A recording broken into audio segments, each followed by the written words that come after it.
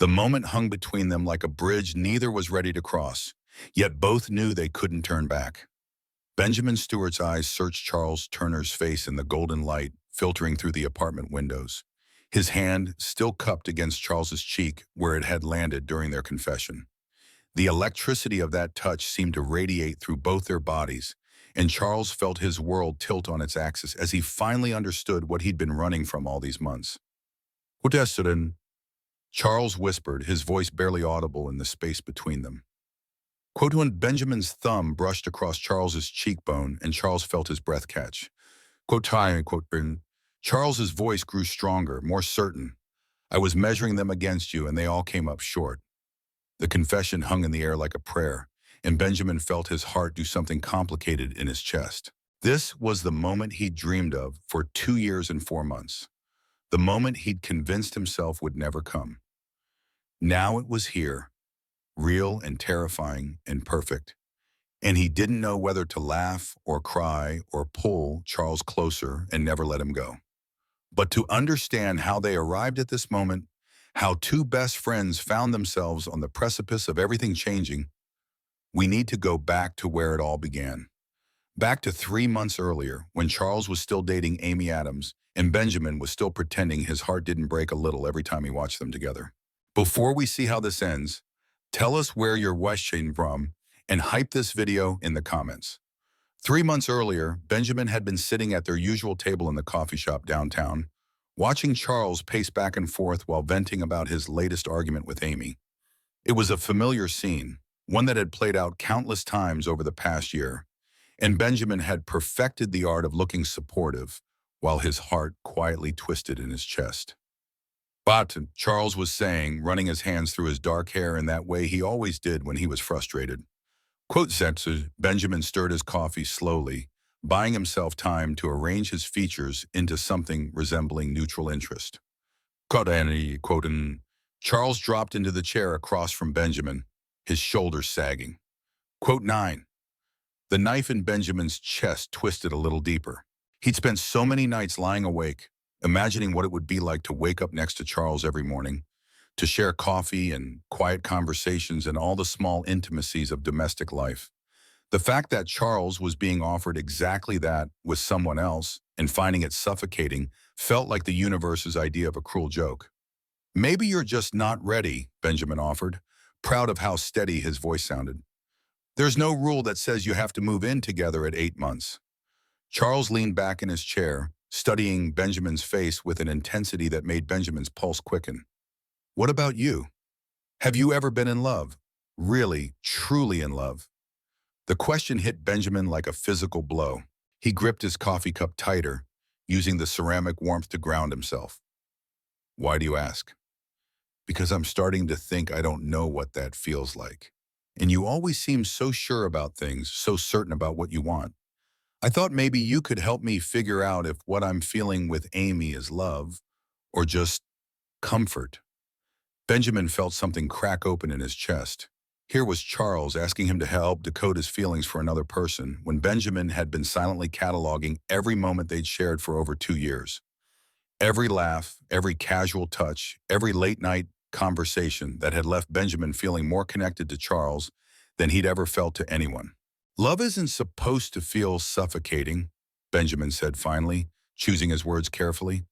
"When you love someone, the thought of building a life with them should feel like coming home, not like losing yourself." Charles was quiet for a long moment, his fingers drumming against the table. "Have you felt that? That coming home feeling?" Benjamin's heart hammered against his ribs. The honest answer was yes. Every time Charles smiled at him, every time they fell into their easy rhythm of conversation, every time Charles sought him out when the world felt too heavy. But honesty felt too dangerous, too much like stepping off a cliff and with no guarantee of solid ground below. Quote 18, Benjamin said instead, and it was true enough to satisfy Charles's questioning gaze. That conversation had planted something in Benjamin's mind, a tiny seed of hope that maybe, just maybe, Charles's dissatisfaction with Amy meant something more than simple relationship fatigue. But weeks passed and Charles continued dating Amy, continued bringing his relationship problems to Benjamin like offerings at an altar of friendship. The breaking point came on a Thursday evening in late October. Benjamin had been grading papers in his apartment when Charles knocked on his door, looking disheveled and lost in a way that immediately set Benjamin on edge. "We broke up," Charles said without preamble, pushing past Benjamin into the living room. "Amy and I. It's over." Benjamin closed the door slowly, his mind racing. "What happened?" Charles collapsed onto the couch, burying his face in his hands. "She said I was emotionally unavailable, that I was holding back, keeping parts of myself locked away from her. And the worst part is, she was right." Benjamin settled carefully on the other end of the couch, maintaining what he hoped was a safe distance. "Charles, no, she was absolutely right." Charles looked up, his eyes bright with unshed tears. "I was holding back, but not because I didn't care about her, because I was trying to force myself to feel something I just couldn't. And it wasn't fair to either of us." The pain in Charles's voice made Benjamin's chest ache. He wanted to reach out, to offer comfort, but he didn't trust himself to touch Charles right now. Not when Charles looked so vulnerable, so beautifully broken in the lamplight. "Quote 26, Benjamin said gently. Quote 27, Charles laughed, but there was no humor in it. Quote 28, he turned to face Benjamin from his gaze intense. Quote 29, Benjamin's mouth went dry. "What kind of wall?" "I don't know. That's the problem." Charles shifted closer on the couch, and Benjamin caught the familiar scent of his cologne mixed with something uniquely Charles. "With Amy, I felt like I was playing a role, like I was performing being her boyfriend instead of actually being it. Does that make sense?" It made perfect sense to Benjamin, who had spent years performing heterosexuality, dating women he genuinely cared about, but could never quite love the way they deserved. But admitting that would mean admitting too much, revealing truths he'd kept buried for so long they'd become part of his foundation. "Maybe you just haven't met the right person yet," Benjamin said, the words tasting like I saw ash in his mouth. Charles was quiet for a long moment, his gaze dropping to his hands. "Can I ask you something? And will you promise to give me an honest answer?" Benjamin's heart rate spiked. Quote 35, quote 30. The vulnerability in Charles's voice broke something open in Benjamin's chest.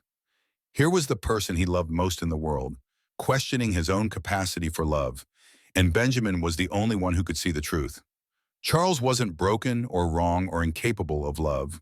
He was just looking for it in the wrong places. "There's nothing wrong with you," Benjamin said firmly. "Sometimes it takes time to figure out what we really want, what really makes us happy." Charles looked up, hope flickering in his dark eyes. "You think so?" "I know so." Benjamin's voice was soft but certain. Quote 41. The word person hung between them, carefully neutral, and Benjamin watched something shift in Charles's expression. A question forming, unspoken but present. "Benjamin," Charles said slowly, "can I stay here tonight? I don't want to be alone." Benjamin's breath caught. Quote or to the quote portion, Charles interrupted, his cheeks flushing slightly. Quote science, he added quickly. Quote Banon. Benjamin felt the world tilt slightly off its axis. Charles had slept over countless times over the years, but always in the guest room or on the couch. Never in Benjamin's bed, never close enough that Benjamin would have to fight every instinct to reach out and touch. "That's fine," Benjamin heard himself say. "I'll grab some extra pillows." An hour later, they were lying in Benjamin's king-size bed, carefully maintaining space between them in the darkness. Benjamin could hear Charles's breathing, could feel the warmth radiating from his body, and it took every ounce of self-control not to close the distance between them. "Benjamin?" Charles's voice was quiet in the darkness. Quote 51. Quote 52. There was a pause, then Charles's voice came again, even softer. "I don't know what I'd do without you." Benjamin closed his eyes against the ache in his chest. "You don't have to find out." He felt rather than saw Charles turn toward him in the darkness. "Sometimes I think you understand me better than I understand myself." The words hung in the air between them. Heavy with meaning, Benjamin didn't dare interpret.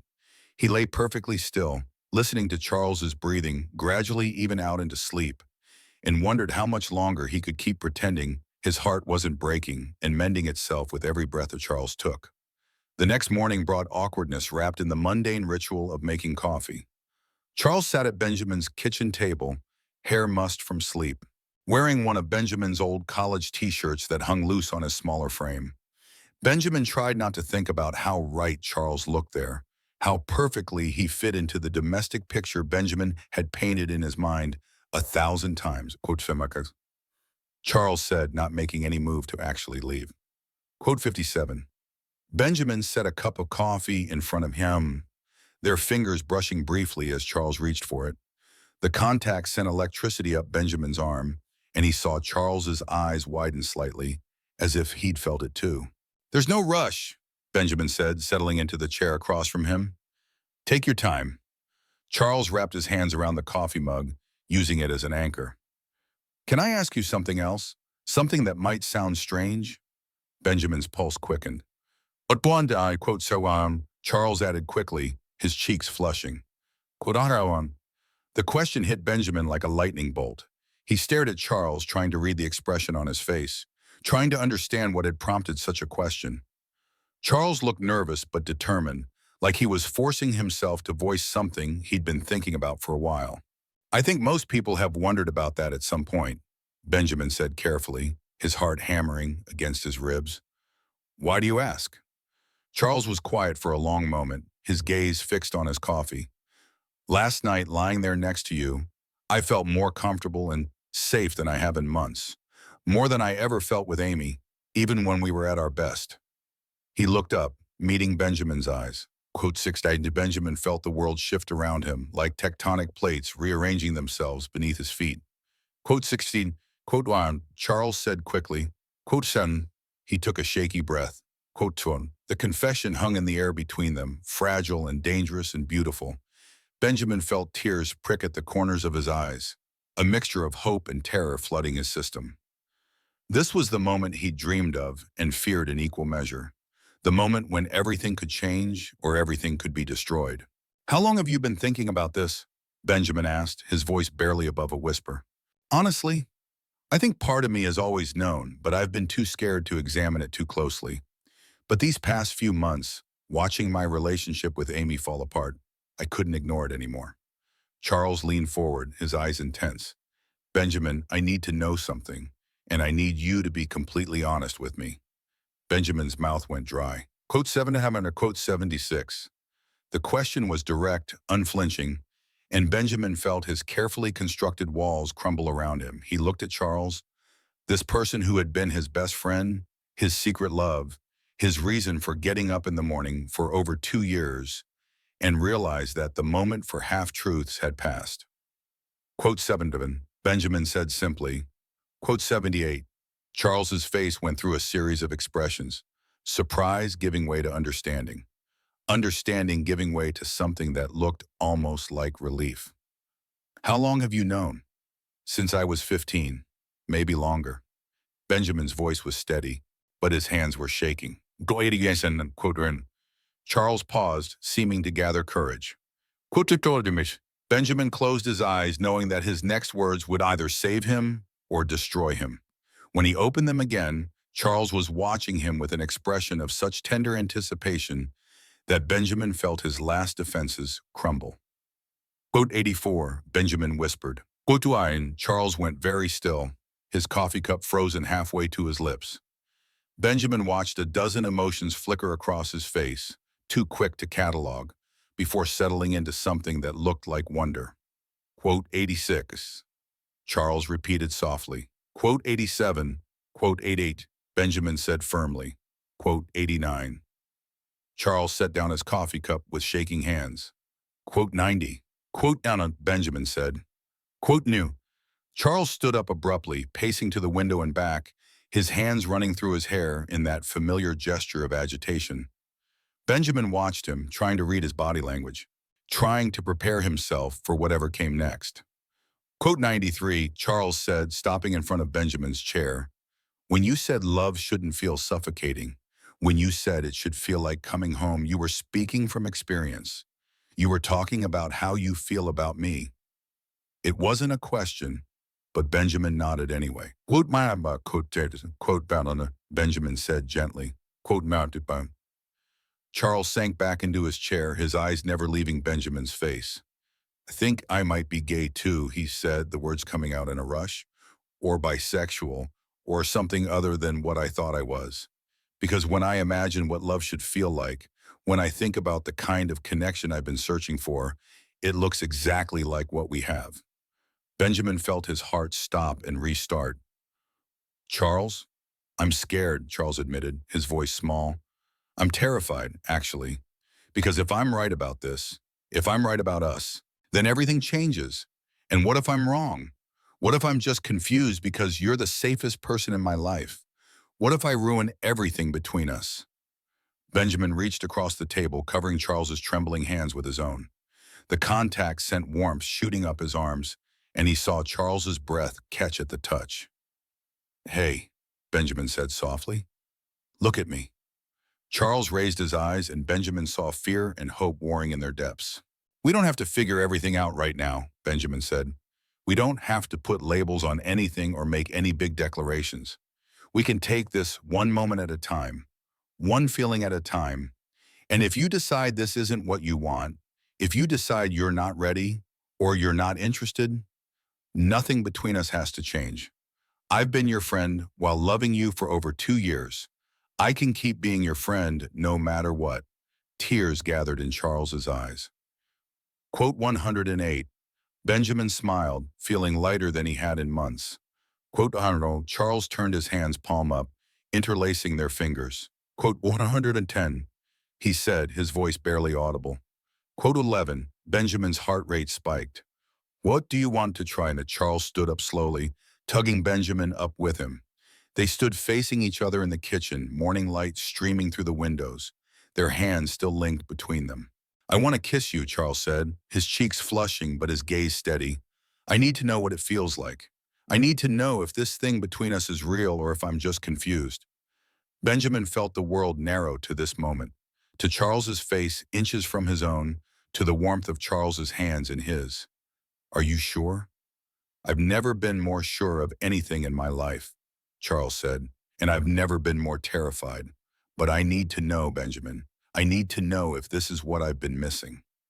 Benjamin lifted one hand to cup Charles's face, his thumb brushing across the sharp line of Charles's cheekbone. Charles's eyes fluttered closed at the touch, and Benjamin felt his own breath catch. Benjamin whispered. Benjamin leaned in slowly, giving Charles every opportunity to change his mind, to pull away, to decide this was a mistake. But Charles didn't move, didn't retreat, just tilted his face up slightly and waited.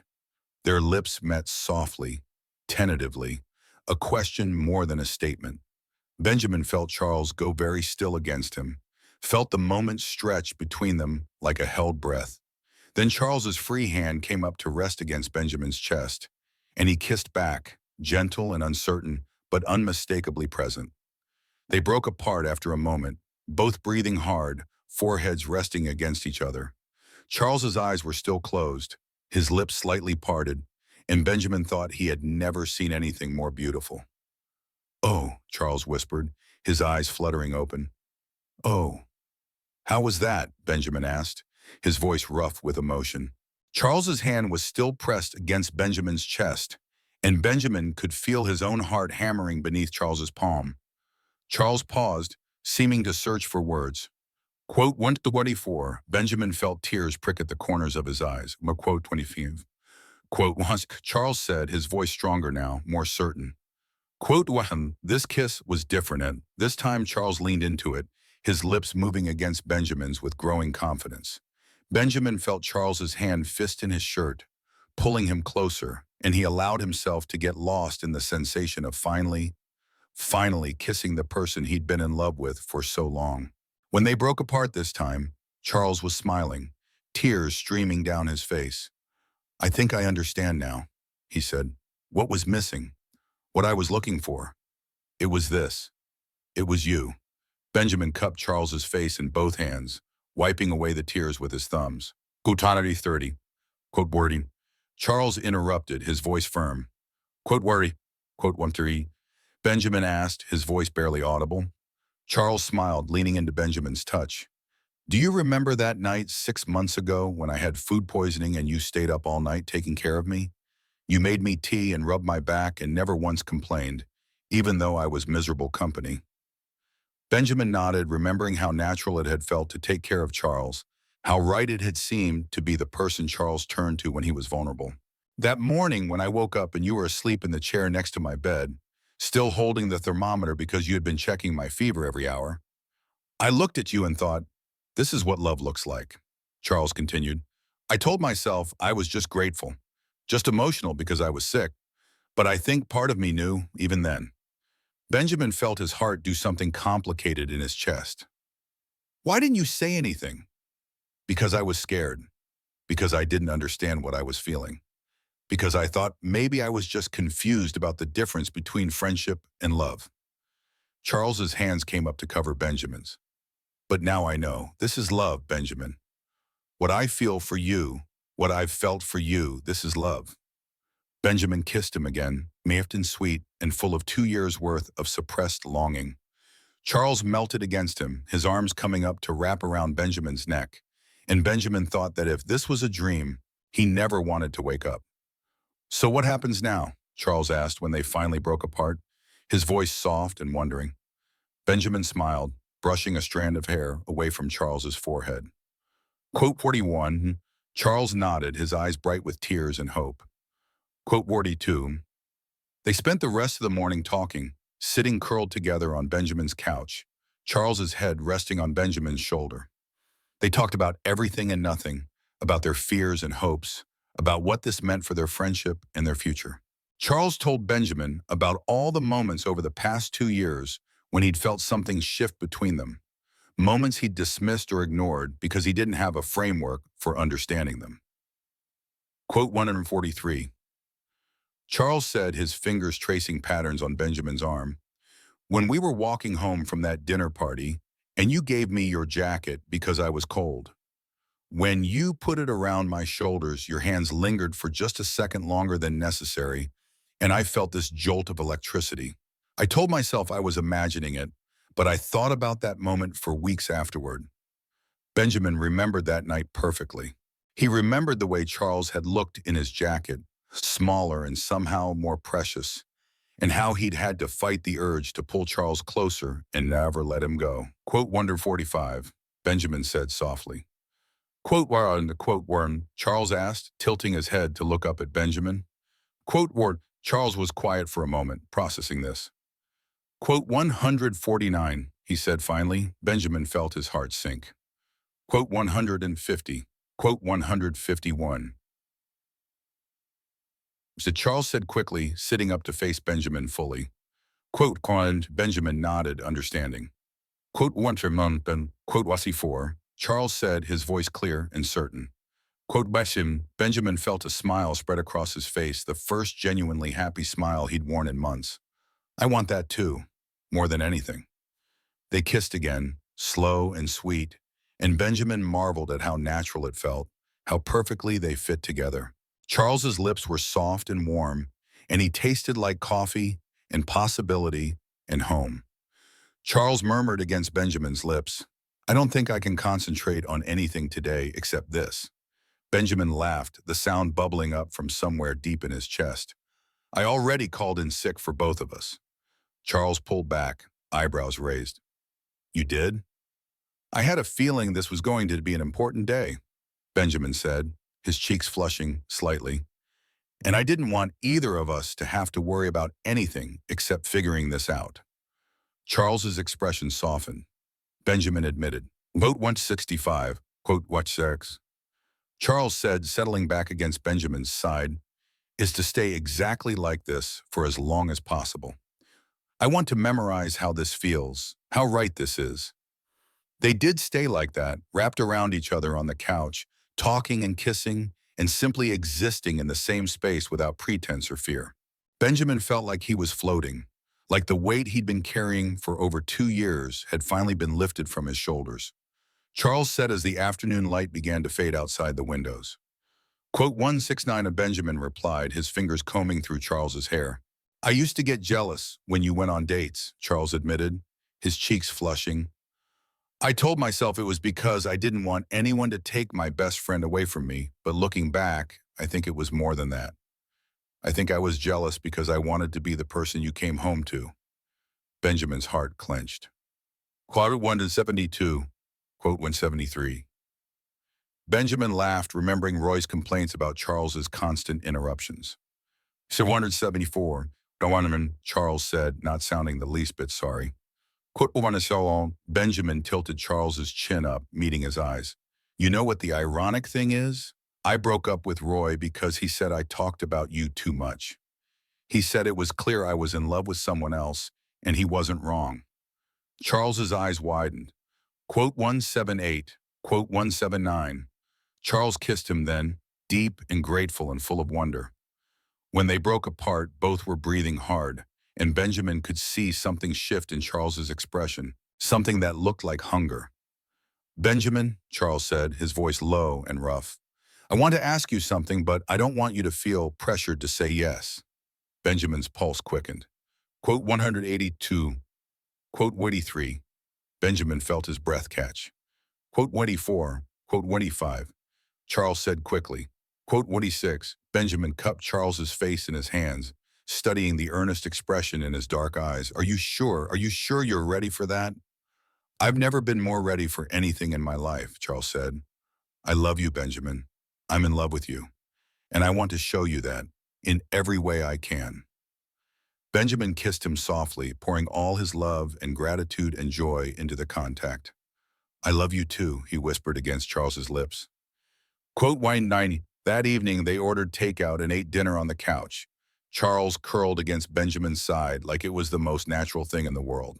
They talked about practical things, about what this meant for their living situations, their friends, their families.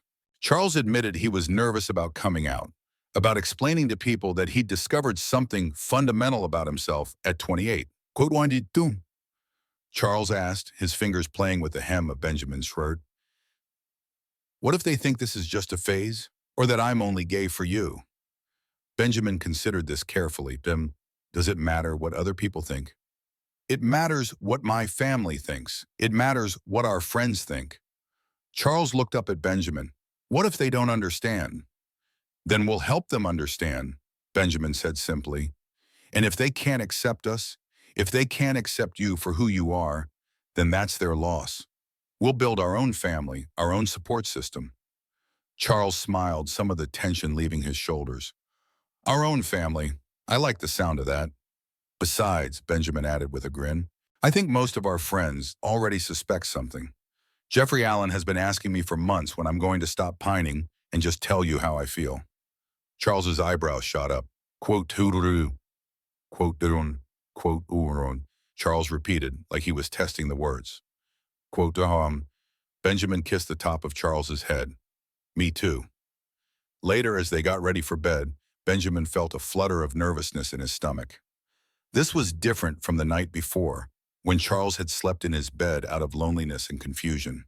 Tonight, Charles was choosing to be there, choosing to share Benjamin's space as his partner, his boyfriend, his love. Charles seemed to sense Benjamin's nervousness. Hey, he said softly, catching Benjamin's hand as they stood beside the bed. Go to wait. Benjamin squeezed Charles's hand.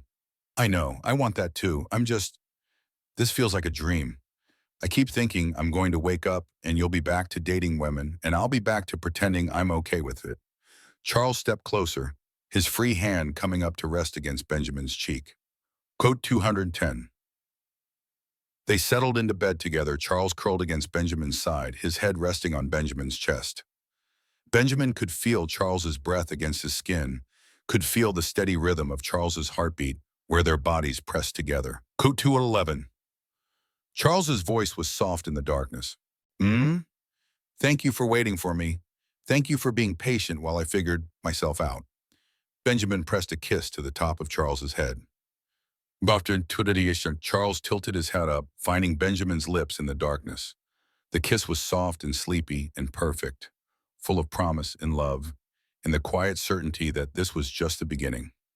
They fell asleep like that, wrapped around each other, and Benjamin thought that this was what happiness felt like. This warm weight against his chest, this steady breathing in his ear, this sense of completeness he'd never known he was missing. He woke before Charles the next morning and lay still for a long moment, watching the early sunlight play across Charles's sleeping face. Charles looked younger in sleep, peaceful and beautiful and utterly trusting. Benjamin felt a surge of protectiveness so strong it took his breath away. Charles stirred, his eyes fluttering open, and when he saw Benjamin watching him, he smiled. "Good morning," he murmured, his voice rough with sleep. "Good morning," Benjamin replied, brushing a strand of hair away from Charles's forehead. Charles said, stretching like a cat before settling back against Benjamin's side. "I forgot how good it feels to wake up happy." Benjamin felt his heart swell. "I could get used to this." "Good," Charles said, pressing a kiss to Benjamin's collarbone. Quota to. They lay in bed for another hour, talking quietly and sharing lazy kisses, before Charles reluctantly announced that he should go home to shower and change clothes. Benjamin felt a pang of separation anxiety, which was ridiculous considering Charles would be back later that day. Charles asked as he gathered his things. Quote 224. Benjamin replied, earning himself a brilliant smile. Charles paused at the door, looking suddenly uncertain. Quote taunted. Benjamin felt tears prick at the corners of his eyes. Quote Tutus. Charles's smile could have powered the entire city. Forever works perfectly. 3 weeks later, they were officially living together in Benjamin's apartment, Charles having given notice on his lease with a speed that surprised everyone, including himself. Their friends had reacted to the news of their relationship with a mixture of surprise, delight, and in Jeffrey Allen's case, smug satisfaction at being proven right. Benjamin's parents had been wonderfully accepting, welcoming Charles into the family with open arms and expressing their happiness that Benjamin had finally found someone who made him smile the way Charles did. Charles's family had been more complicated, his parents needing time to adjust to the idea of their son being gay, but they were coming around, especially after seeing how happy Charles was. "You know what's funny?" Charles said one evening as they cooked dinner together, moving around each other in the kitchen with an ease that spoke of weeks of practice. "I keep waiting for the other shoe to drop, for this to stop feeling so right, so natural, but it just keeps getting better." Benjamin looked up from chopping vegetables, smiling at the sight of Charles stirring sauce at the stove, wearing one of Benjamin's sweaters and humming under his breath. Benjamin set down his knife, moving to wrap his arms around Charles from behind. Charles leaned back against him with a contented sigh, and Benjamin marveled again at how perfectly they fit together. Benjamin murmured against Charles's ear, "I love this life we're building together." Charles turned in his arms, reaching up to cup Benjamin's face. Quote 34. They kissed, soft and sweet, and tasting of the future they were creating together. When they broke apart, Charles smiled, his eyes bright with joy and certainty. Quote 235, and Charles said, his thumbs brushing across Benjamin's cheekbones, "What's that? I finally understand what all those love songs are about. I finally know what it feels like to be completely, utterly, ridiculously in love with someone who loves me back just as much." Benjamin felt his heart do that complicated thing it always did when Charles said things like that. "And how does it feel?" "Like coming home," Charles said simply. "Like everything I've been through, every wrong turn and failed relationship and moment of confusion was just leading me here. To you. To us." Benjamin kissed him again, deeper this time, pouring all his love and gratitude and hope into the contact. Charles melted against him, his arms coming up to wrap around Benjamin's neck. And Benjamin thought that this was what happiness looked like. This kitchen, this man, this life they were building together one moment at a time. Quote 41. Charles murmured against Benjamin's lips, but he made no move to pull away. "Let it burn," Benjamin replied, and Charles laughed, the sound bubbling up from somewhere deep in his chest. "You're a terrible influence on my cooking," Charles said, but he was smiling as he said it. "I'll make it up to you," Benjamin promised, and Charles's smile turned wicked. Quote 245. They did eventually save the sauce, and dinner was perfect, eaten by candlelight with their hands linked across the table. Afterward, they curled up on the couch together, Charles reading while Benjamin graded papers, their legs tangled together in comfortable intimacy. Got 246. Charles said suddenly, setting his book aside. Quote 247. Benjamin looked up from his papers. Quote 248. Benjamin considered this, studying Charles's face in the lamplight. What do you see when you think about our future? Charles smiled, a soft, dreamy expression crossing his features. I see us in a house with a garden. I see lazy Sunday mornings and dinner parties with friends. I see us growing old together, still holding hands, still making each other laugh. He paused, his cheeks flushing slightly. Is that crazy? Is it too soon to be thinking about things like that? Benjamin set aside his papers, reaching for Charles's hands. Quote 252. Charles's eyes brightened. Really? Really, I want all of that with you, Charles. The house, the garden, the lazy mornings, the growing old together. I want everything with you. Charles launched himself across the couch, kissing Benjamin with such enthusiasm that they both tumbled backward, laughing. When they broke apart, Charles was straddling Benjamin's lap, his hair mussed and his eyes bright with joy. Charles said, his voice full of wonder, to quote 256.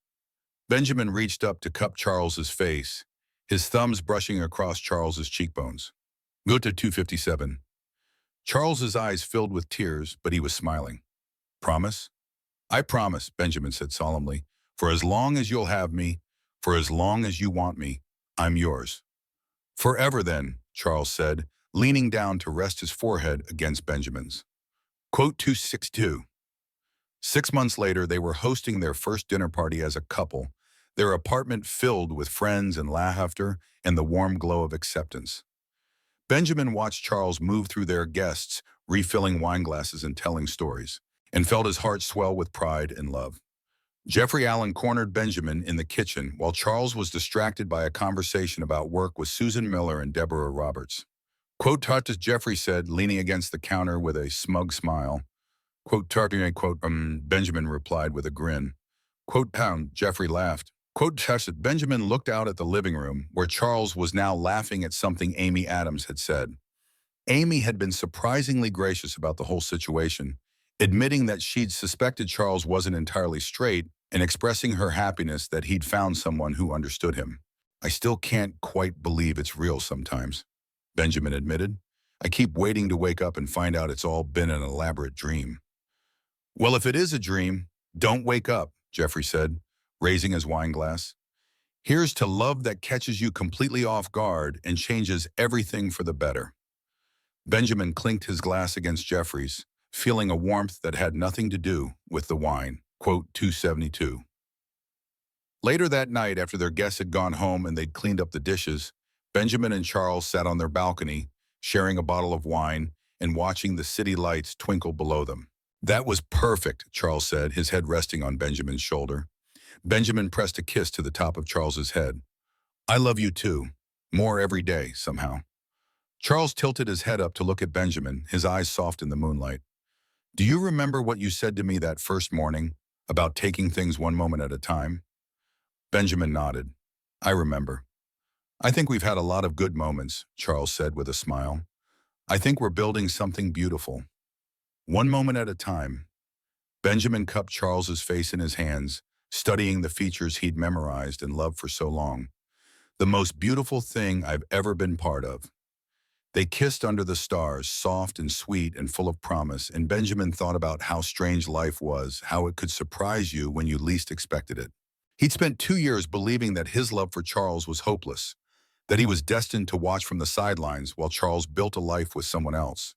But sometimes, Benjamin thought as Charles curled closer against his side, sometimes the most beautiful love stories were the ones that caught you completely off guard. Sometimes the person you'd been looking for had been right there all along, waiting for the right moment, the right realization, the right kiss to change everything. Benjamin? Charles's voice was soft, drowsy with wine and contentment. Benjamin tightened his arms around Charles, holding him close. What? Charles pressed a kiss to Benjamin's collarbone, right over his heart. Always, he murmured. I'll always choose you. They sat like that for a long time, wrapped around each other under the night sky, and Benjamin felt a peace settle over him that he'd never known before. This was what love felt like, he realized.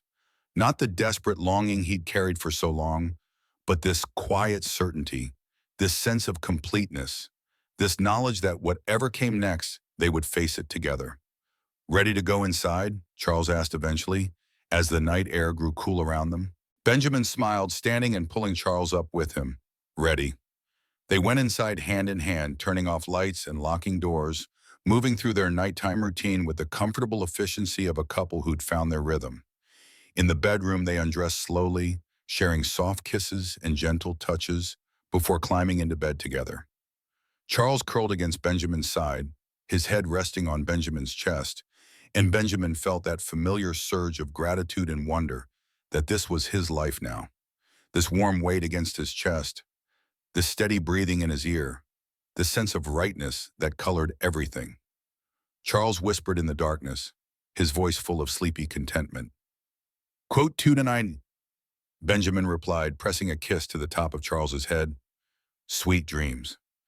As Charles's breathing evened out into sleep, Benjamin lay awake for a few more minutes, thinking about the journey that had brought them here. All those months of secret longing, all those conversations where he'd bitten back the words he really wanted to say, all those nights he'd fallen asleep alone, wishing for something he thought he could never have. But it had all led to this moment, to Charles sleeping peacefully in his arms, to the promise of tomorrow and all the tomorrows after that. Benjamin thought about Charles's words from earlier, about building something beautiful one moment at a time, and realized that was exactly what they were doing. Each shared smile, each comfortable silence, each whispered, I love you, was another brick in the foundation of the life they were creating together. Benjamin closed his eyes, letting himself sink into the warmth and safety of Charles's presence, and thought that this was what happiness looked like. Not the dramatic, overwhelming emotion he'd imagined, but this quiet contentment, this sense of being exactly where he belonged, with exactly the right person. 1 year later, Benjamin woke up on a Saturday morning to find Charles already awake beside him, propped up on his elbow and watching Benjamin sleep with a soft smile on his face. Good morning, Benjamin murmured, his voice rough with sleep.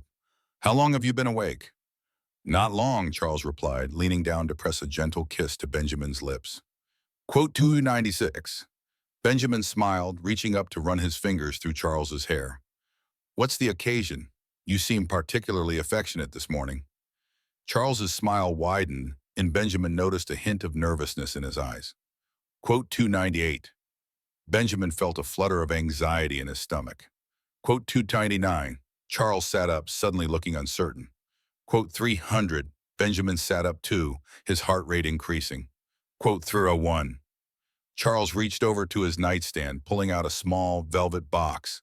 Benjamin's breath caught in his throat as Charles turned back to face him, his hands shaking slightly as he opened the box to reveal a simple, elegant ring. I know we haven't been together very long in the grand scheme of things, Charles said, his voice trembling with emotion. But I've never been more certain of anything in my life. I love you, Benjamin. I want to spend the rest of my life with you, building something beautiful together, one moment at a time. Benjamin felt tears spring to his eyes as Charles took his hand, his thumb brushing across Benjamin's knuckles. Quoted to 304, Charles asked, his voice barely above a whisper. Benjamin stared at Charles, at this man who had turned his world upside down in the most beautiful way possible, and felt his heart overflow with love and joy and gratitude. Throughout 305, he said, his voice choked with emotion. We're doing, quote 36. Charles's face broke into a radiant smile as he slipped the ring onto Benjamin's finger. It fit perfectly, and Benjamin realized that Charles must have been planning this for weeks, maybe months. Charles said, pulling Benjamin into his arms. Quote 3, quote 309.